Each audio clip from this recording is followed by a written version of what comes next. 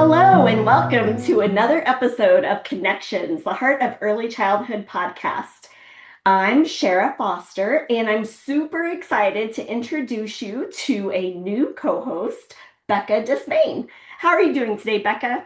I am excited to be here. I'm just like you. I love working with you, and I also love to share our joint passion of early childhood. So Oh, amazing. I love to hear that, and I love you as well. All right, so share a little bit about your journey. What has inspired you to work in early childhood education? since the age of 12, back in the day, they used to let you babysit that long. I started babysitting in the summer, but I think I fell in love with early childhood when I was a nanny when I was 19. I worked for a young family over in New York, and they had the cutest 3-year-old twins. I just adored them. And so I did a lot of studying with a mom. She was a psychiatrist, and she showed me a couple things to do. And so when I got back into school and after having my own children, I just embraced early childhood. I think the biggest change over for me was when I discovered Montessori. That's what brought me back to school way later in life than I'm going to admit. But and I got my bachelor's and my master's all around early childhood because I fell in love with it again. Oh, awesome. I didn't know you were a nanny. I get to learn something new about you today, too. That's awesome. Okay, so if you were not an early childhood instructional coach right now, what job would you have? I probably still would be teaching because Okay. I was a kindergarten teacher before I got this job. But the private school I was working for is no longer there, so I was looking for other opportunities, and this one fell in my lap. I have a friend whose name is also Becca. She was the first grade teacher. Her sister was a pre-K teacher where you worked, and over at Rio Rancho, and she told her Becca, "You need to tell the other Becca." So confusing to apply for to be an early childhood coach. I think she'd be awesome at it. So instead of getting a teaching job, I got this. Well, I am glad you're here. That's awesome. I kind of thought you were going to say something around shoes, but we can save that for a later date. I know you have a love for those. That's a hobby. That's not a job. I buy shoes. I don't make money for shoes, right? You don't want to make or design them. Okay, good to know. All right, so I know neither of us are originally from New Mexico, but we both have been here for a while now. What is your favorite place to eat here in New Mexico? I there's two places. You're from Rio Rancho, so have you eaten at Tap and Taco? I've been there, yes. That's like one of my favorite. Like, let's go have a cheap lunch. I love their fish tacos, but my very favorite is Sadie's. I love Sadie's. Ooh, I love Sadie's salsa. That's my favorite. Exactly. I absolutely love it, and I also love their green chili. It's very hot, so I love Oh, yeah, I'm not good with hot, but good for that. you. Green chili is my favorite when it's not too spicy. Okay, so now I have a question for you. If you were to go on an outdoor adventure here, what would you rather do? Skydiving, rock climbing, hot air ballooning? What do you think? Which would you rather do and why?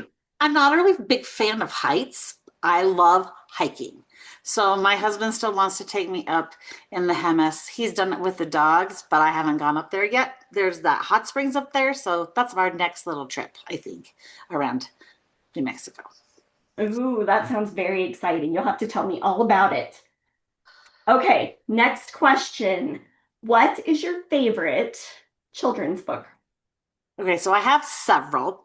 There was one though that I read, and it was when I was a nanny that I was introduced to it. It was called "And We All Join In," and it's very hyper and obnoxious, but I love it. It had a lot of rhyming to it, so my kids, the version I have, I would have share it with you, but it's been so chewed on, and it's like missing the front cover. It's you can't find it anymore.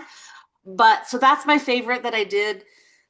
But for my childhood, it has to be Where the Wild Things Are. Oh, very cool.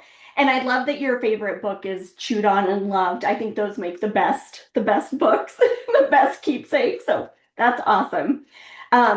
Very cool. Thank you for sharing that with us. I would have a hard time with this question. I have an obsession with children's books, Um, and I think that my favorite changes all the time. But I was trying to think if you were to ask me the same question today, what my answer would be, and I would have to say Jan Brett's Three Snow Bears. Oh, Chambret is amazing. I love her or him. Whoever, I think it's a girl, right? It's Jan. Her, yeah. Yeah.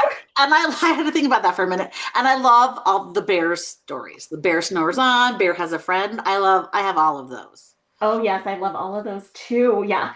Yeah. Jan Brett, well, the Three Snow Bears, I had just talked to one of my teachers I coach about this book, and she had never heard of it. So that's been on my mind lately. So I think that's my favorite today.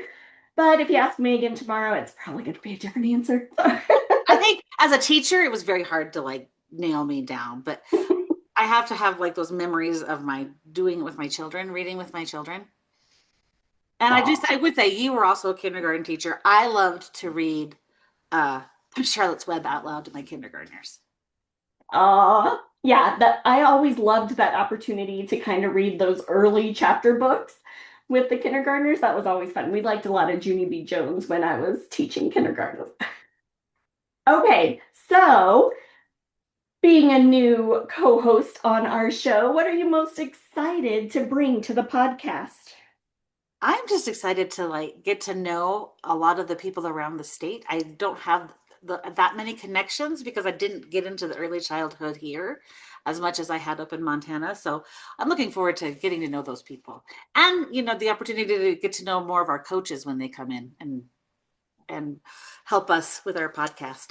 Oh, awesome. I love that. Yeah, making connections is so much fun. And I know you and I facilitate some PLs together too. And it's always fun to have that opportunity to meet new people and collaborate and share ideas. That's my favorite part about it too.